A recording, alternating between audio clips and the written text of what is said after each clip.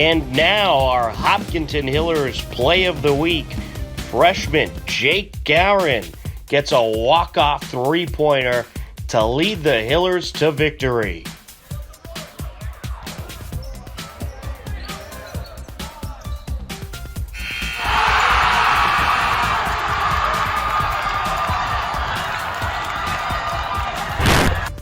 Congratulations to senior Kate Powers as she won the New England Weight Throw Invitational and set a new school record.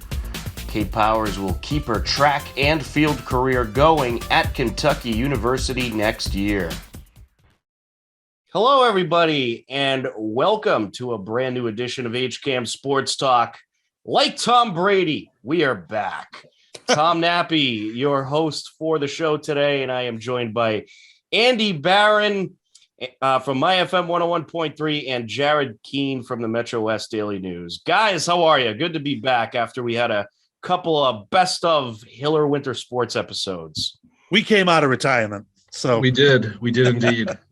Yes. It's good to be back, though. It's nice being back. Yes, definitely. You retired for 14 days and couldn't take it anymore. Couldn't take it. Yeah. I'm like, I got to come back. We got to come back on the show. You know, Missed it too much. So Brady essentially, I read a funny tweet. Brady essentially gave up football for Lent. Well, it's 40 days. Yeah. I mean, unreal, man. This is just, you know, not to toot my own horn here, but didn't I say he's probably not done? Could have sworn I said. Yeah, you did. I said it too. I mean, I just didn't think it was going to be Tampa. I didn't think it was going to be this soon. I figured maybe like midway through the season he comes. Yeah. Look, I had a feeling it would be Tampa, but I don't know. Yeah, it's tough to say when. To play football. He's wired to play football. This is who this guy is. I mean, I guess the $1 million question is he done after this year, or is he just going to keep going? No, the $1 million question is Giselle going to stay with him? Well, I mean, with the Buccaneers, I mean, because now this is the last year of the contract, would they extend him again? They might. I guess, you know what? I think it's year by year at this point. So I think he's going to play this year. You know, I have a feeling if he wins a Super Bowl, he's going out. He's marching off into the sunlight. If he doesn't, who knows? Maybe he comes back, wants to play another year. You know, he's a hungry guy. So I think it's going to be a year-by-year thing. And I'm not surprised it's the Bucs, because in order for him to come back and not be on the Bucs, they would have to release him. And I don't think they were going to release him, you know, before the season starts and let him go to another team. That's not going to happen. I agree. Right. Yeah, I had mentioned, I think we mentioned this in the text yesterday, that I really thought if this whole Brian Flores thing didn't blow up, he was going to the Dolphins. I really, really, truly believe that. And I honestly, I don't know, kind of a part of me wanted it to, because it would have been absolute Armageddon around here if he was in that awful, disgusting teal uniform that the Miami Dolphins have. Like, can you imagine? I hate that organization, though. I mean, after they pretty much try to rig games to get draft picks. Right. Oh, no, I understand it, but it's just, I really think that was a possibility. You know what I think this comes down to, too, is that Tom Brady did not get his way with Tampa Bay. You've got to give the Glazer family some credit. Now, I still don't think they're a very good organization. That's just my opinion. I know they won the Super Bowl a couple of years ago, but I really think Tom Brady thought, I am going to get everything I want in Tampa Bay. I'm out of New England. I'm out of Bill Belichick and Bob Kraft's way. And I think he's starting to learn now. They're not saying yes to him a lot. Yeah. That caught me off guard, too, because I said, he'll get everything he wants. And no, I don't think that is the case. And he's not used to that. I think he's used to getting everything his way. Well, you know, he's the GOAT. He should really. He is the GOAT. He's the GOAT. I mean, there's not a lot of players I say that about, but if you're going to choose one player to give him what he wants, it's Tom Brady. I mean, he gives you the best chance in the league to win a Super Bowl. He's still at peak shape, and he's almost 45. This is a guy that you don't deny. Obviously the Bucs did to a certain extent, but they must have been talking since he retired. There had to be conversations to get him to come back. Definitely. Absolutely. If they didn't reach some kind of agreement, I still think if, let's say they didn't reach an agreement, he was gone for the year, he probably would have came back next year and played for San Francisco or something like that. Yeah. But in other Bucks news, they did bring back cornerback Carlton Davis to a 3-year, $45 million deal. And they brought back Tom Brady's center, Jensen? Yes. They brought him back as well. So they're bringing back all the pieces. They're in talks with Godwin. They've already tagged him, and they're trying to work on a long-term deal with Chris Godwin. I mean, they couldn't let Godwin go. It's too valuable of a player to just let go for what, you know. I mean, the guy is so good. Yeah, I mean, unless you're going to totally rebuild. You know, is this going to be Super Bowl or bust, kind of? But I kind of agree with you, though, Tom. I think this could actually be a year-by-year thing. Because I thought, like, with Tom coming back, maybe Super Bowl or bust, you know, in one final year. But you're right. It could really now be like a year-by-year thing where, you know, see what happens. But yeah, I mean, I'm not going to try to predict Tom Brady's future because it just doesn't work. You don't know what the guy's going to do. Who knows? Maybe he retires again next year and comes back 40 days later. At this point, nothing would surprise me. So, you know, I have to say that I think a lot of professional athletes have this problem when they retire for something. They've played this game maybe their whole life, and now the attention and the spotlight is not on them anymore. They don't know what to do. And I really think that's a thing with Tom Brady. But, man, there are some angry people out there that cannot stand this guy. Yep. Like, you know, that are taking it personal that Tom Brady wants to play football. It's like, oh, yeah. Fine, let him play. It doesn't bother me one way or the other.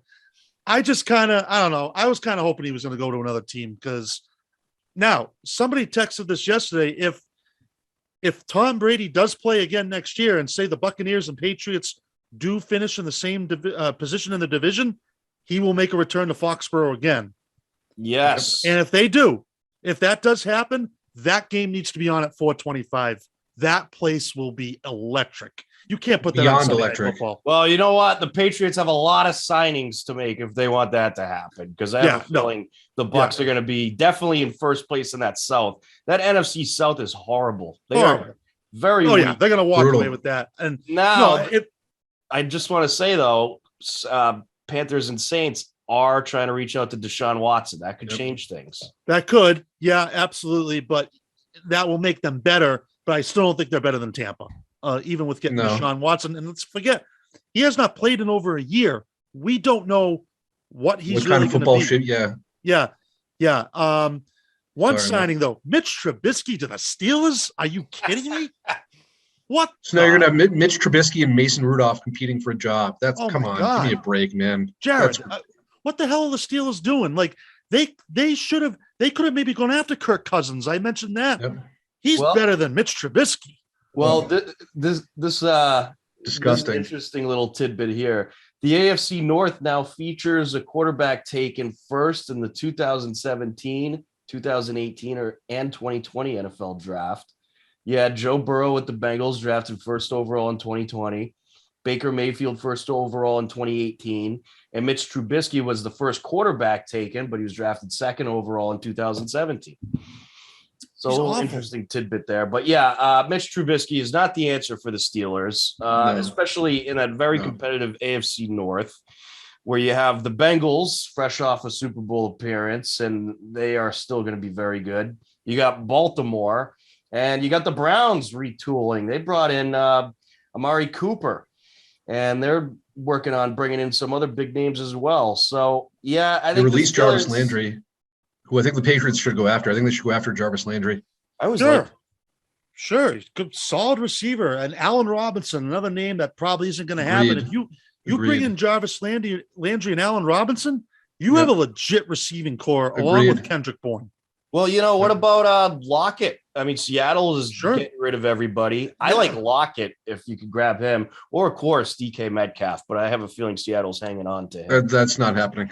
I'd be shocked if that happened. But Tyler Lockett is a really good player. Yeah. Why aren't the Patriots? I mean, I know it hasn't officially opened yet. But why are we not hearing that this team is not at least looking at some of these players? Listen, we cannot sit still right now. We are really heading down the road of becoming mediocre at best, okay? Because Denver, Kansas City, Raiders, you're not better than those teams. You're Chargers. probably not better than the Chargers. I don't think you're better than the Bengals. You're not better than Buffalo. I don't even think you're better than the Dolphins, okay?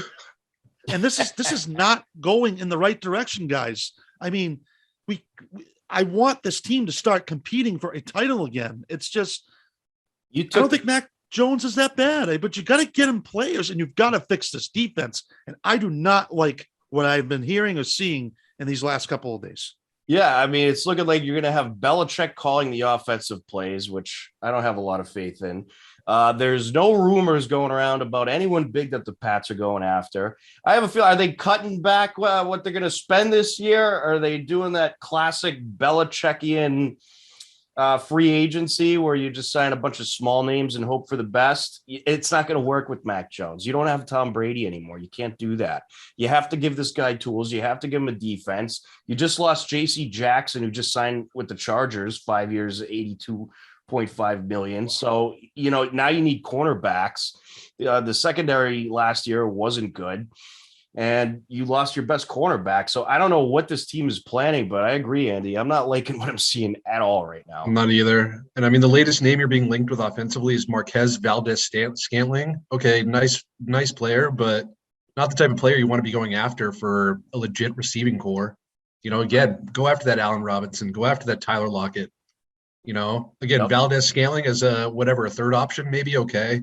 But yeah, not what you want to be ideally going after. Boy, I'm going to tell you something, and we're a long ways away from the start of the season, but if this team does not make the postseason this year, man, you really got to start wondering what's going to happen going forward because, and the coaching issues again. And what did I say after the playoff loss? Give them one more year. Yeah, you did. And Tom, I'm starting to see where you're going with this, but why is Matt Patricia on this staff? Why Joe Judge? Yes. Why are we talking about bringing Adam Gase in? I don't want him anywhere near Mac Jones. No. Okay. Bill O'Brien. I would take Bill O'Brien, but he's probably like, I don't want to go back to that. We have got some serious issues here. This team is becoming irrelevant, and I'm not happy about it because I don't think they have to be. We still have a great owner in Bob Kraft. Bill is still a great coach, but you've got to get some players for the Mac Jones because I don't think he's a bad player. I think look how active the Dolphins were today. Look how active the Dolphins were today. Right. It's a team that's trying to compete. We were, what did we do today? Nothing. Yep. Re-signed Matt Slater. Okay. Yeah, last year on the first day, didn't they make two big signings right off the bat? They signed Hunter Henry and Jonnu Smith. Who, listen, if he doesn't show anything this year, he's got to go. I mean, because I like Hunter Henry. Very good signing last year. Jonnu Smith was a disaster for this team. Okay. Unfortunately. And I just don't like what I'm seeing. Again, they're too slow on defense. That was evident. They got just need to use Jonnu Smith. Sorry, my bad. No, go ahead. No, they just need to use Jonnu Smith more correctly. I mean, the way he was being used correctly in Tennessee was how he should be used. We're using him as like a guy to hand the ball off to. Come on, give me a break. Yeah, and also, you're not better than Tennessee even when they have Ryan Tannehill. They're not better than the Titans. No, I agree. There is at least 9 teams I can tell you right now that are better than the Patriots. Oh, absolutely. They better make some noise in the next couple of days because this is when the big names go right now in the first few days. And speaking of that, let's run through some of the signings today just so we could see how active a lot of these teams were and how inactive the Patriots were. We just got word that former Bengals tight end CJ Uzomah is signing a 3-year, $24 million deal with the Jets. Pretty good pickup for the Jets. They needed a tight end. You got Mitch Trubisky going to the Steelers. Indy was declined by Houston to speak with Deshaun Watson, as expected. They don't want to send him to a AFC South rival. No. Tight end Evan Ingram, 1 year with Jacksonville. Cornerback Carlton Davis is back with the Bucs, 3 years, $45 million. Chargers signed a cornerback, J.C. Jackson. They have a top corner now, 5 years, $82.5 million, 40 guaranteed. Teddy Bridgewater is signing with Miami to be their backup. Cowboys wide receiver Cedric Wilson signs 3-year, $22.8 million deal with Miami. So they get another receiver. Like I said, Miami being active. They are being active. And I wouldn't, just sorry to interrupt real quick, I wouldn't rule out Teddy Bridgewater getting that starting job in Miami. I would not rule that out. Yep, I wouldn't either. He's a good player. There'll be a competition there, definitely. Yes. Even Jacksonville was active today. They also brought in Christian Kirk from the Cardinals. Yes. Their receiving core. Good receiver. Yeah, Jacksonville is spending some money, as they usually do. I don't know if it'll do anything for them, but Christian Kirk is a good pickup. He's a good receiver. Sure. I like him. You had Amari Cooper to Cleveland. Christian Kirk, you just mentioned, that's 4-year, $84 million deal. Bengals signed former Titans guard Roger Saffold. He's one of the top guards in the league. The Jets signed former 49ers guard Laken Tomlinson, 3 years, $41.2 million. So even the Jets being a little bit active today. And then you had former Bengals defensive tackle Larry Ogunjobi to the Bears, 3 years, $40 million. Let's see what else. Cardinals re-signed James Conner. Miami signs Chase Edmonds, so they get another running back there. Miami signs Emmanuel Agba. Yep. That's a good pickup there. Very good pickup. Oh, here's what the Pats did. They gave Brian Hoyer 2 years and $4 million. Good move, Pats. Making some big noise. Noise. Oh, yeah. Tampa Bay bringing back center Ryan Jansen. Vikings re-signed Kirk Cousins. 1 year, $35 million. Huge deal for him. What? Cowboys and there's a second-year option in there. Cowboys re-signed wide receiver Michael Gallup. Khalil Mack to the Chargers from the Bears. That happened last week. Chargers really bolstering up that defense. Carson Wentz to Washington from the Colts. Russell Wilson to the Broncos from Seattle. These are all via trade. So the Broncos are certainly a playoff contender now. I think Russell Wilson alone makes them a playoff contender, especially with those receivers they got with Judy and can't think of them off the top of my head, but they got a pretty good offensive crew over there. What are the Commanders doing trading for Carson Wentz? I was just about ready to say that. Why? The Colts are going to be thrilled. They got rid of Carson Wentz. Somebody actually took him. Unbelievable, man. They were like, we're done with this. See you later. I mean, he's probably going to be a backup under Heineke, but I don't know, maybe some competition. I guess you have a solid quarterback if Heineke gets hurt, as long as Wentz doesn't sprain both ankles. Jimmy Garoppolo will be will be going to the Colts. That's my prediction. So.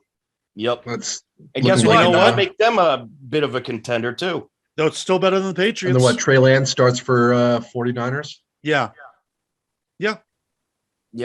I think that's the way they're going to roll there. Probably. I mean, they're kind of grooming him last year, and he had some pretty good appearances. So I think that's the direction they're going to go with that. But, looking at all the moves today, especially by AFC East rivals, hey, Belichick, wake up.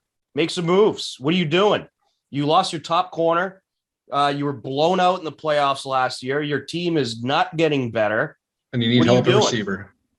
Go trade for Lockett. Do something. Allen Robinson. Name it. It's despicable. They really need to start making some moves. I'm getting worried that this is going to really turn into the typical Belichick struggling team with a bunch of mediocre players. Seems like it's heading in that direction. Yep. And just another quick point too. You think Aaron Rodgers is happy Tom Brady came back? No. And now Devontae Adams doesn't want to be franchised. Yeah, it's not looking good there. I saw a good tweet about this. That there's 30 teams that are dreading Brady coming back. 2 that are happy: the Bucs and the Saints, because the Saints have actually Saints do have Tom Brady's number, but the Rams are still the team to beat in the NFC. I mean, the Buccaneers really. I mean, I know they almost won, but they do not match up well with that Rams team. That's the team they have to beat if they want to win the NFC. Well, I think the Bucs are going to make some big moves on defense too, which will help their case. They have to. And do they boost their offensive line again, knowing how much of a threat that Rams defensive front is? You know, I mean, Wirfs was a great signing, obviously, but do they even add to that even more to try to, again, get him some protection? Breaking news. Former Cowboys safety Xavier Woods is signing a 3-year, $15.75 million deal with the Panthers. Nice. Okay. Well, that helps. I mean, so yeah, maybe that's just what we were just saying a couple minutes ago. Deshaun Watson goes to the Panthers. Oh, they're definitely better. I mean, especially if Christian McCaffrey can stay healthy. Yep. Now you got two guys you need to contain. Yeah, if they have them both healthy, that's pretty good. Yeah, it is. And I'm not really a big fan of Deshaun Watson, but the guy's talented. I mean, he's a good player. I think he's going to go to when he's on, he's a good player. Oh, yeah. If I'm there's 0% chance he stays in Houston. I don't think there's any chance he stays there. No. Who would want him? And Davis Mills actually was not bad for them last year. No, he wasn't. He's He really actually wasn't. not a bad player. I mean, he's not Deshaun Watson, but he was pretty good. I got to admit, maybe they have something there. Yeah. I think the Saints are a great fit for him, though. You got some good receivers over there, pretty good defense. I think they're better built than the Panthers overall. But hey, you know, Xavier Woods, great pickup by the Panthers. So maybe they're picking up some big names to entice Deshaun Watson. I actually like him going to the Saints too, because then you'd have him and Alvin Kamara there, which and you're in a dome for 8 games. Yeah, right. I mean, that helps too.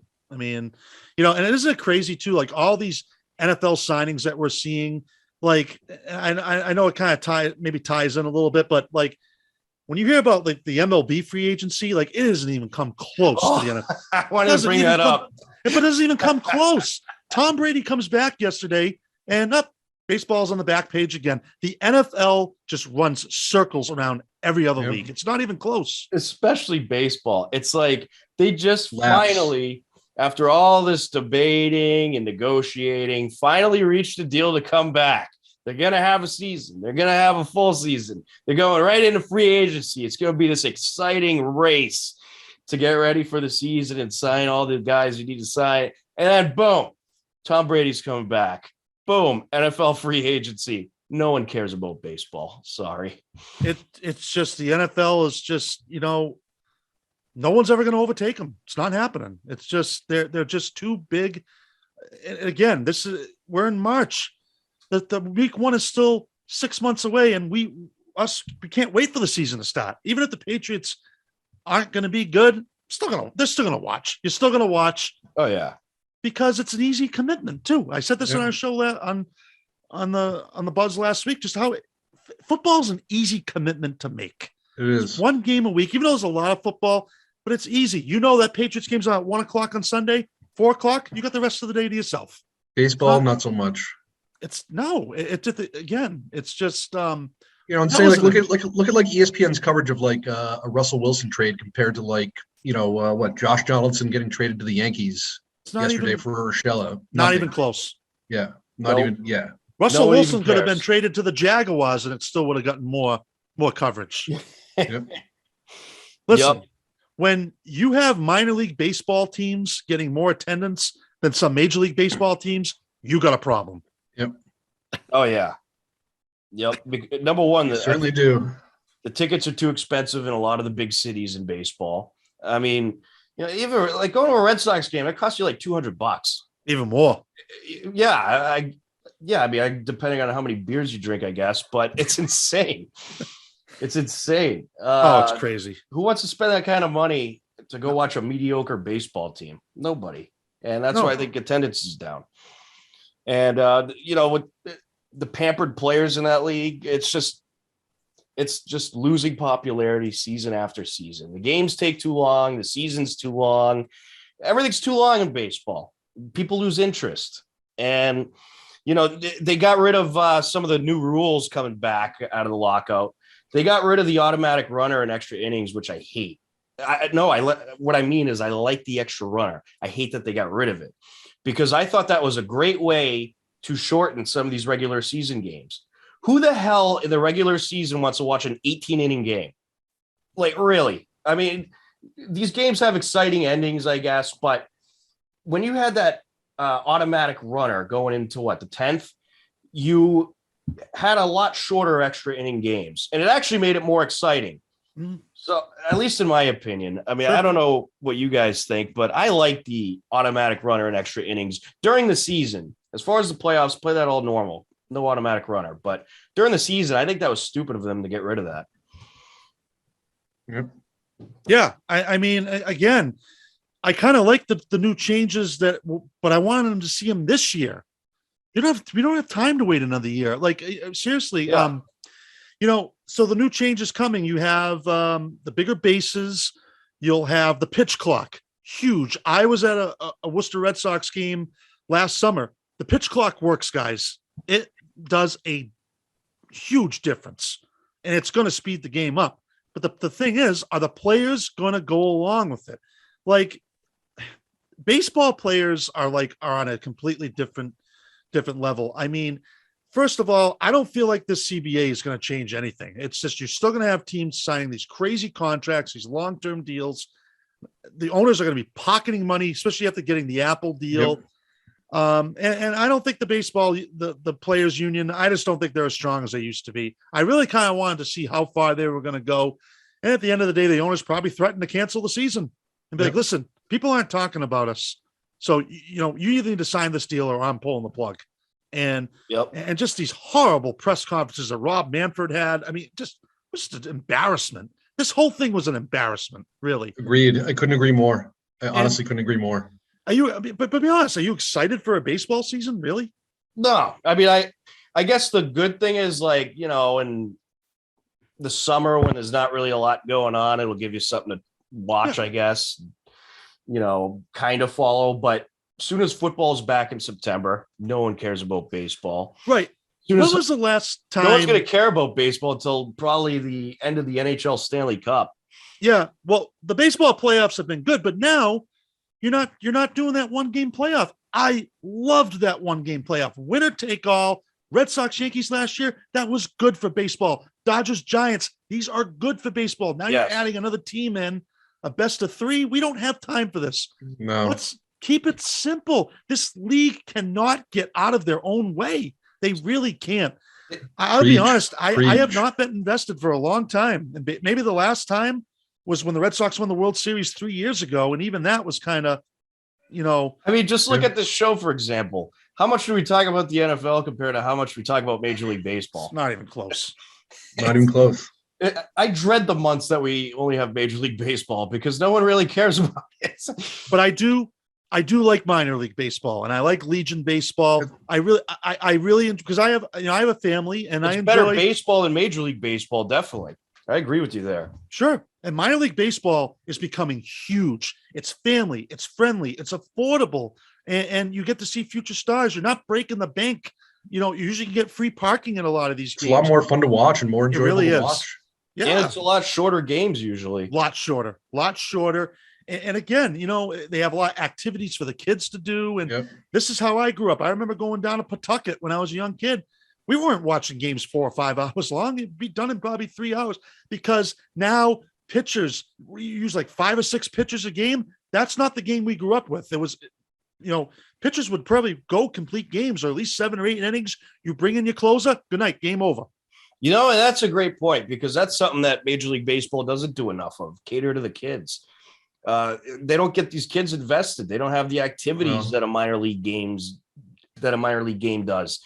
I think most young kids are going to have a much better time going to a minor league game or even a Worcester Bravehearts game over a Boston Red Sox game where it's crowded and, there's really nothing to do for the kids except kind of sit there with thousands of people watching the game and eat, eat ice cream and whatever. Pretzels. I don't know, cotton candy. Yeah. You can go run on Sunday afternoons after the 1 o'clock games. You can go run the bases. They have playing catch on Saturdays after the games. This is what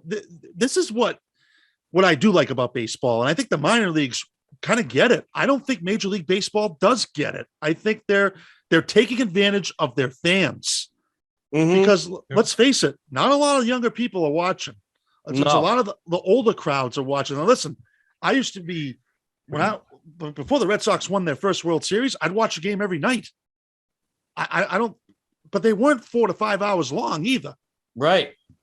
And they let the players promote the game. They let them have attitudes. They let them be like, yeah, we're going to beat these guys.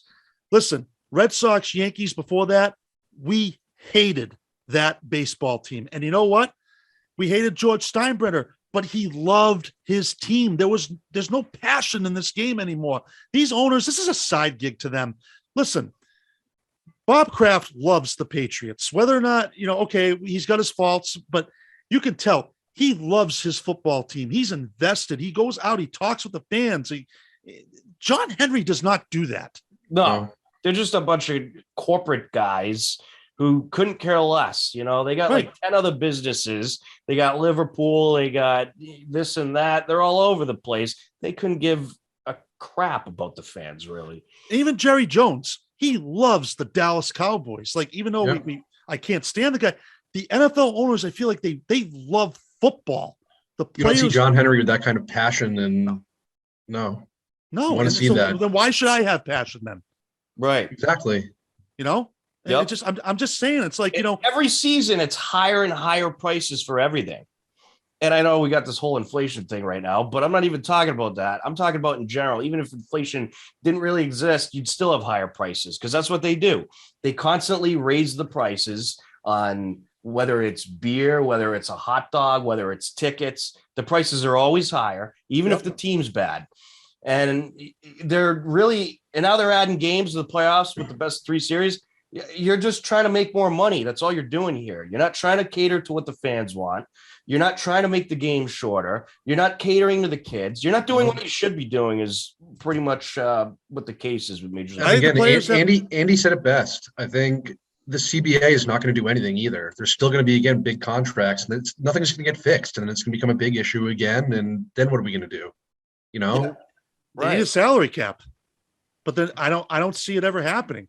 Every other sport has a salary cap. How do they not have one? And then they're making the big deal about the international draft. Every other league does it. That's life. That's the way these sports leagues work, guys. I mean, they just can't get out of their own way. I don't understand it because this game, I mean, there was one point where baseball was the most popular sport. I mean, you can't deny that. Mm-hmm. In the 80s and 90s, it was massive. Then the 94 strike happened, but I still was invested. There were a lot of people that were angry about that. Even after that, though, I would say the early 2000s, it was still. Yeah, I agree. Yeah, it was. It was, but something changed along the way. I don't know what it was. I mean, because, like I said, just a new generation of wanting to speed things up. Everybody these days wants fast. Go, and I mean that's part of lacrosse as well. The appeal of lacrosse in the spring. It's more of a fast-paced game.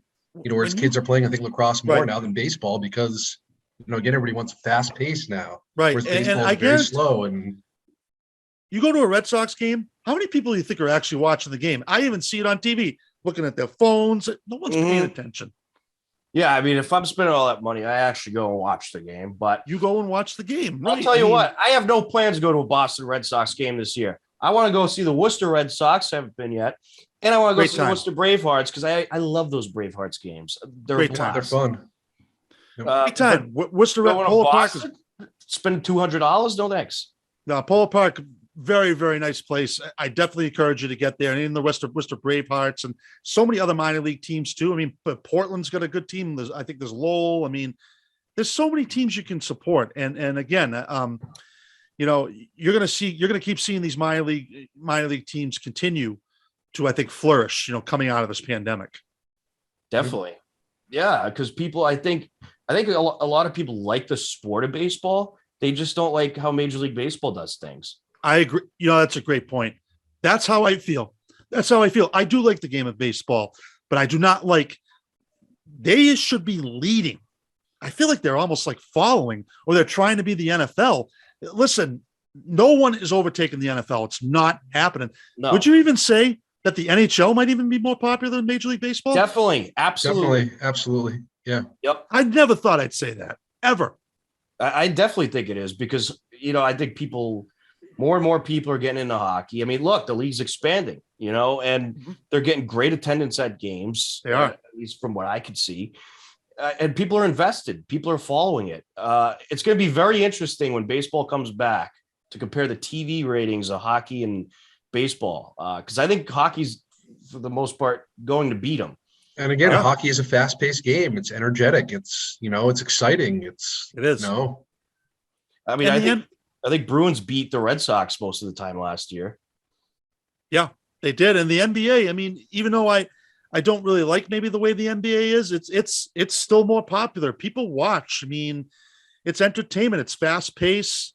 It's just baseball. They just seem content where they are. And I don't, that's not a smart way to do business because, I just, and the other thing that bothers me too is like, why do the players need permission or need for the owners to make changes? What? No, it's like, I actually think the owners have tried to maybe make the game better, but they keep getting pushback from the union. And I think that's part of the problem. That's a big problem in Major League Baseball. The players union has way too much power. Way too much power. Way too much power. And these pampered baby players who make more money for doing much less in baseball than pretty much any other sport, like they just have way too much power. They're way too pampered.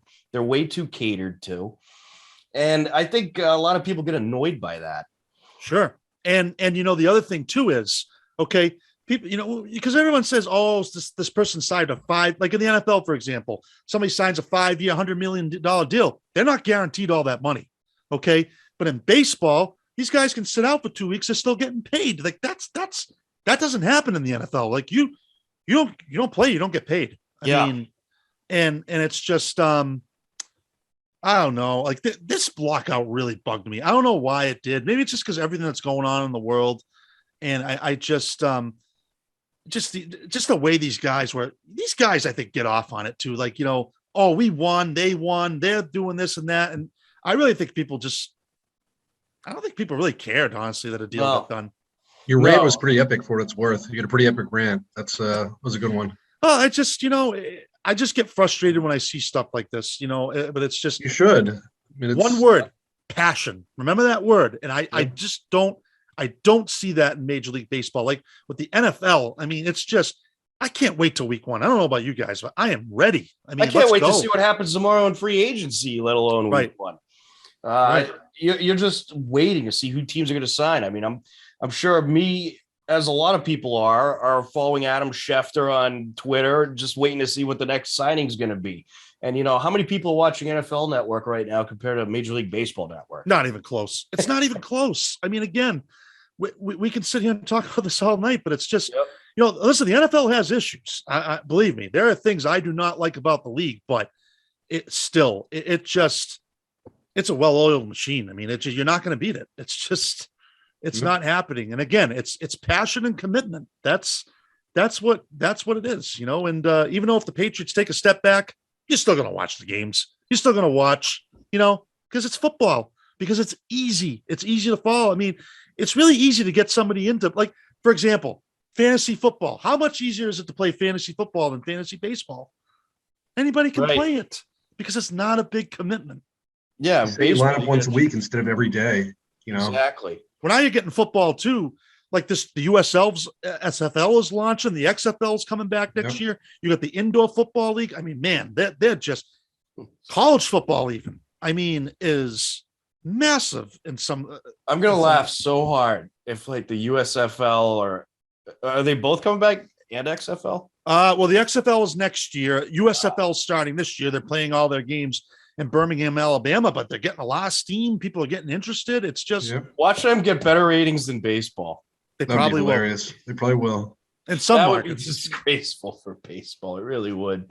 Well, baseball's still making a lot of money, though. You can't deny that. And for those of you baseball fans out there, we will mention, some big deals that are made on the show when we feel like it. But obviously, people care more about the NFL. That's just but real quick too. It is a big year for the Red Sox, though. I mean, if they put out a mediocre team again this year, I don't know. People are going to start really. I think going to start being like, "What's going on here?" I mean, because they don't really.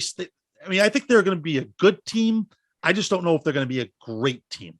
When you're charging about, let's say, what's the least amount for a ticket there? $50, $60 maybe, and that's for a really bad seat. The median price is what, 90, 100.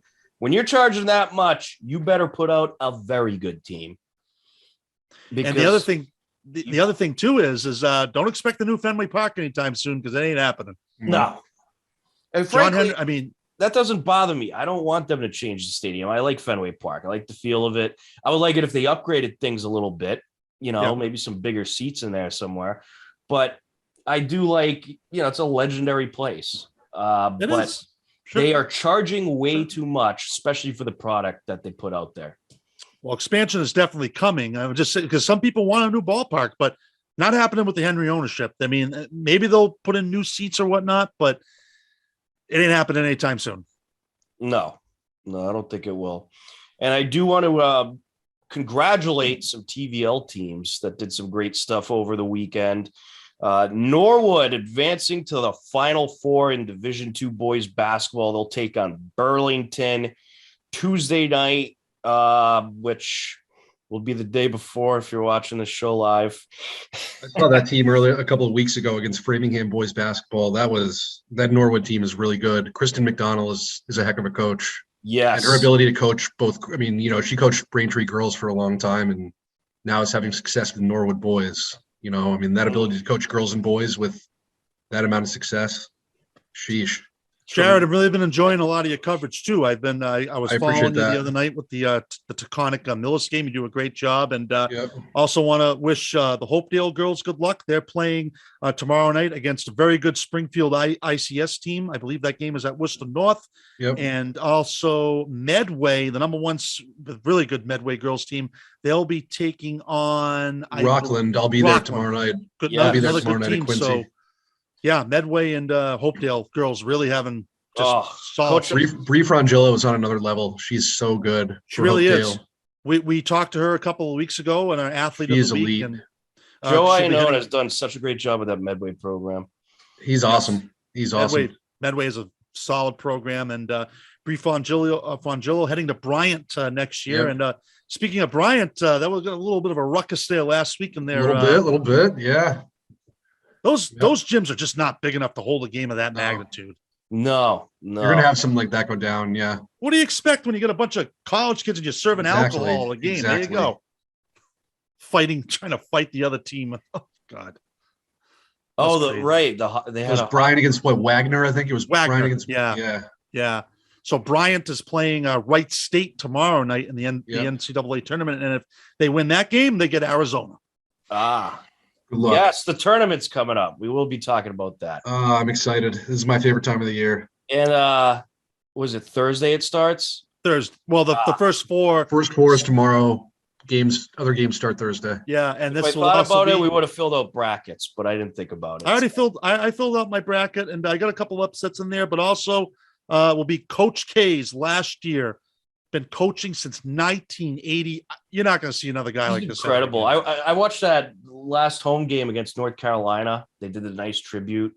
I've never been happier. I've never been happier. If you know me, you know I'm a big North Carolina fan. That was an elite night for me. That was on another level that night. But Mike, my happiness.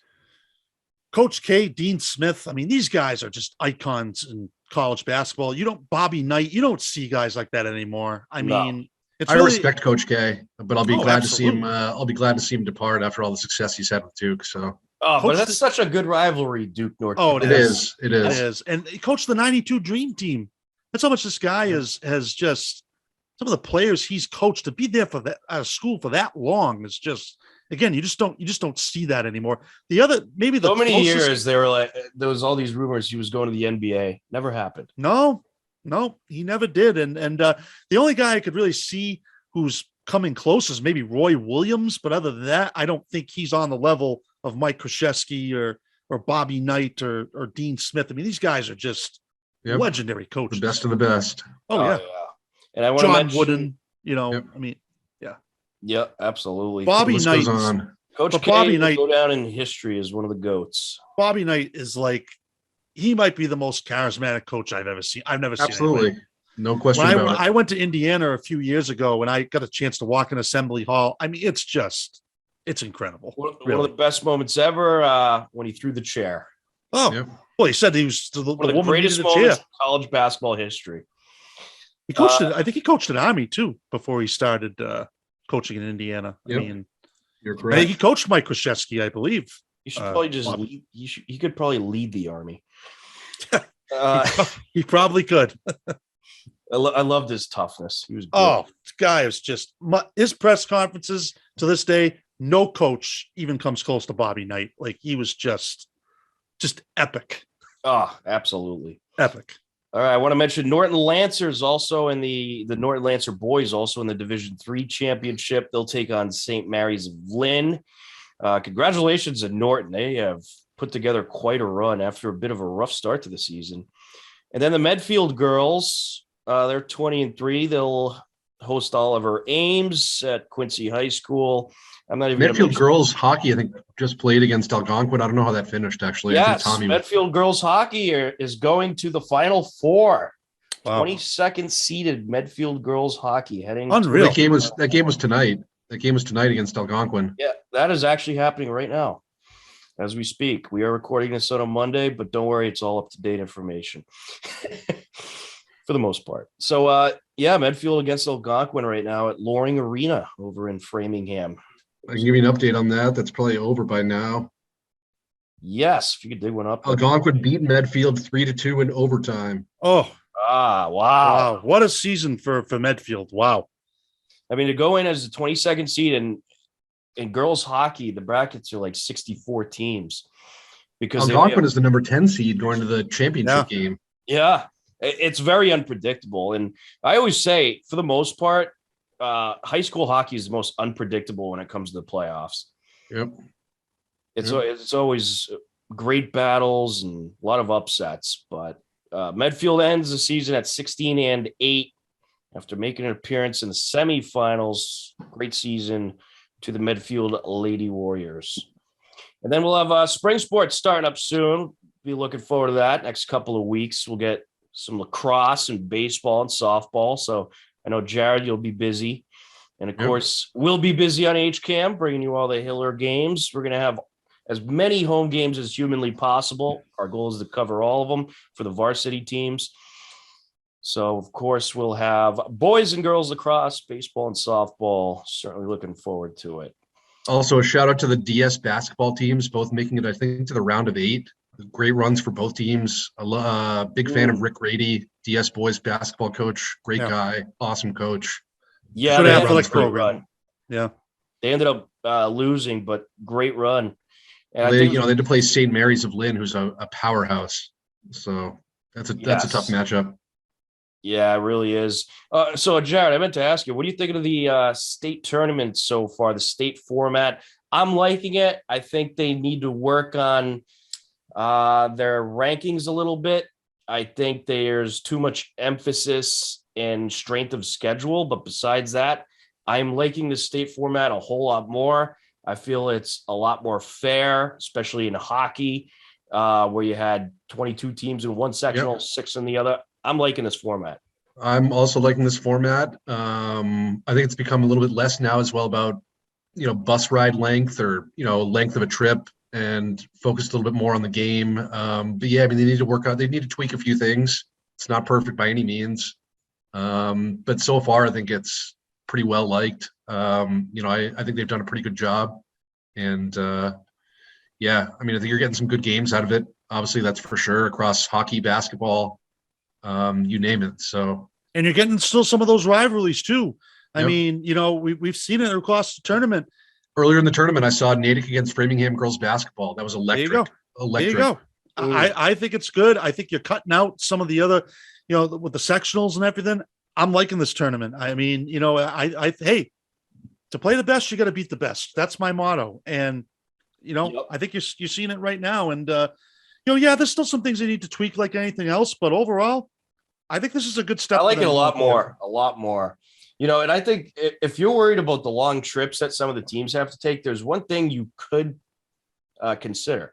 You could kind of do what college basketball does as far as their tournament, where they have 4 sections within the tournament. And, 1 year a team could be in the East, the next year they could be in the Central. You could do it based on geographical location and, try to mix the teams up as best as possible based on geography and kind of have like 8 teams in this section, 8 teams in this section ranked, 8 teams, 8 teams. Could do something like that if you're worried about the long trips. But you know what? I think Sorry, it was more Tom, of a problem. I think it was more of a problem in football in the fall, but not so much of a problem this season. So I'm fine with it like it is, obviously with making a couple of tweaks to the ranking system, but that was just an idea I figured I'd throw out there. One question I have is, why is Taconic in D5 for basketball? This is a school with over 800 kids. And I think This is the other thing too. Why was Hopkinton in D1 for basketball? I mean, they should have at least been D2. These D1 schools like Franklin St. John's are a lot bigger. Yeah.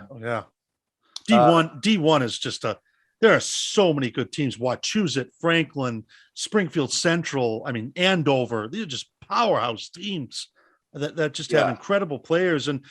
But as far as the travel goes, I'm a former college athlete, and traveling is part of sports. Right. And I look at it as some of the best meets I've had is when we travel to go to the regionals or go to nationals. That's what you do. And that's just part of it. But overall, I think it's been pretty successful so far. I'm liking the tournament. Definitely. But to your point, Jared, I definitely question why certain teams are in certain divisions. Oh, definitely. Yeah, again, it was talked about the other night again after Millis girls lost to Taconic. Taconic has, was in D3 a couple of years ago or whatever, D1 or something. Now they're in D5 with, against a school with more than half their population. Yeah. School population. Geez. I don't know.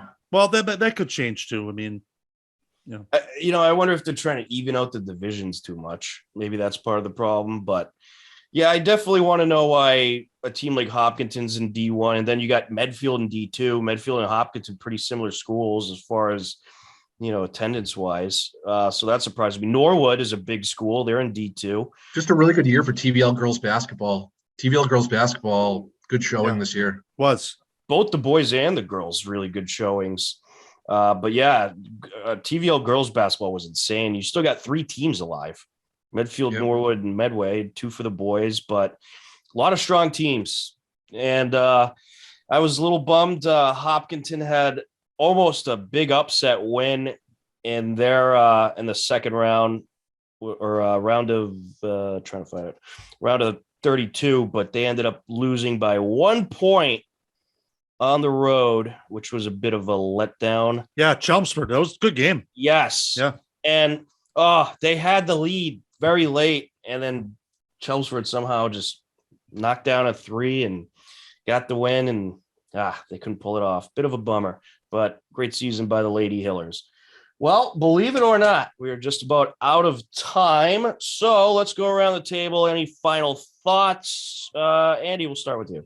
Yeah, I just want to congratulate Milford's Kiani Seamus, 12th place in the long jump at the Nike Indoor National Track and Field Championships on Long Island, Staten Island this past Saturday. An incredible athlete. She's really become in Milford, and really a good winter season for Milford. They Hampton K. Cooter also becoming the first New England wrestling champion since 1996 when his coach PJ Botcha won it.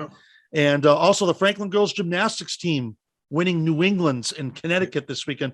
So it's really some terrific performances. And also, unfortunately, on a sad note, really sad to hear about Scott Hall, the legendary WWE wrestler.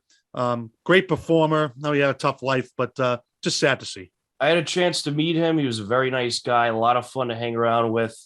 Very sad. So we certainly send our thoughts and prayers to the family and friends of Scott Hall.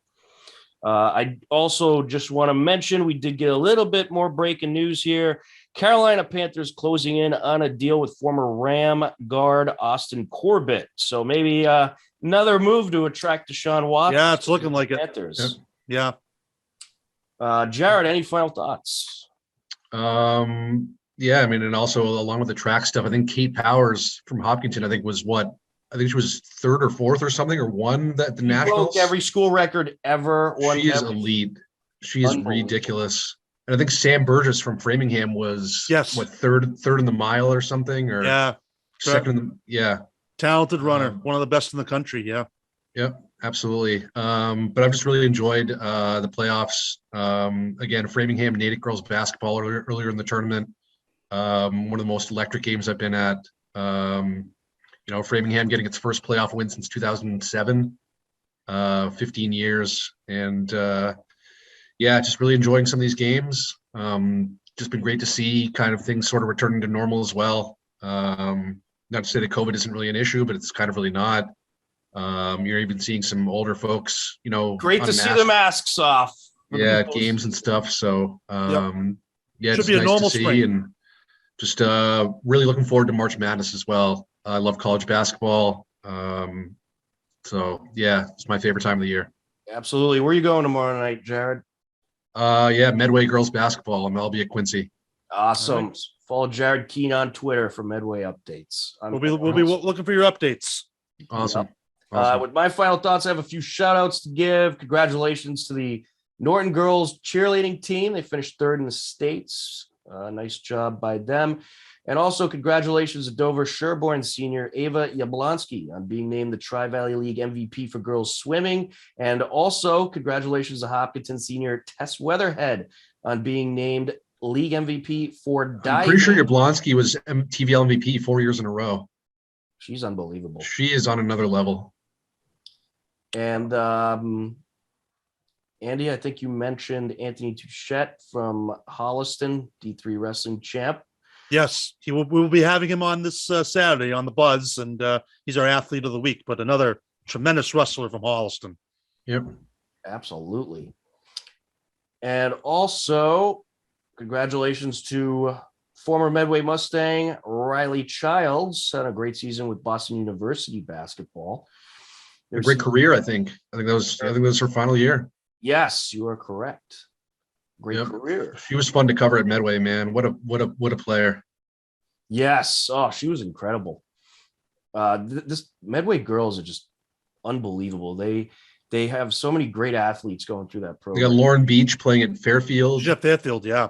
Very, very good player. Yeah. Yep, absolutely. So we'll see what the Medway girls do tomorrow night. Hopefully they'll head down to the championship and get a big win. But in either case, it was a great season at TVL Winter Sports, a lot of fun to follow, and a great season for high school state sports in general. It's been a great tournament to follow, and we still got the semifinals and championships to come, so looking forward to that. But for Jared Keene from the Metrowest Daily News, Andy Barron from MyFM 101.3, I'm Tom Nappy. We thank you for tuning in to HCAM Sports Talk. We'll be back next week with more NFL free agency and maybe some baseball stuff, but probably mostly NFL. But in any case, thanks for tuning in. Enjoy March Madness. We'll talk to you again soon. Goodbye, everybody.